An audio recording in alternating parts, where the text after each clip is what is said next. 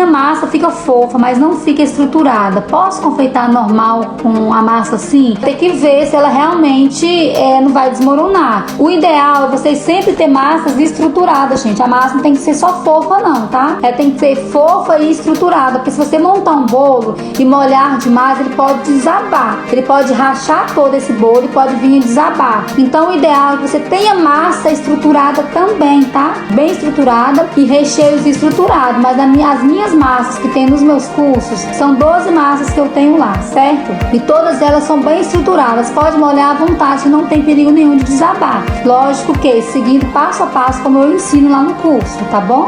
Bem, como você faz o chantilly de chocolate? Como eu faço, eu só acrescento o chocolate 50% cacau. Eu coloco umas 4 colherzinhas de chocolate, coloco a minha receita normal, ainda coloco mais 4 colherzinhas de chocolate, nele líquido ainda, e coloco pra bater. Ele vira um chantilly de chocolate. Tenho dificuldade de deixar o chantilly em ponto de bico. Qual dica você daria? Quando eu vou fazer a minha decoração, primeiramente, gente, eu bato o chantilly e deixo ele descansar ou dentro ou fora da geladeira por 30 minutinhos, bem tampado. Mas isso, o chantilly tem que ter bem firme, tem que ser aquele ponto buraco no meio que eu sempre explico pra vocês. Feito isso, bateu, deixa descansar. Após 30 minutos, você vai manusear o chantilly, colocar o corante primeiro, né, e mexer bastante. Qual que é o ponto de bico que eu uso? Eu mexo bastante com a espátula e eu levanto ele e faz um biquinho de merengue, ou seja, ele não é mole, tá, gente? É diferente. Ele não é mole, não, é um ponto bem cremosinho. Quando você mexe bastante, levantar, ele sai aquele pontinho do merengue, isso daí é o ponto ideal para você usar com trabalho de bico. E também você pode fazer o teste, pode colocar na manga de confeitar. Se estiver muito duro para você apertar, você pode voltar aquele chantilly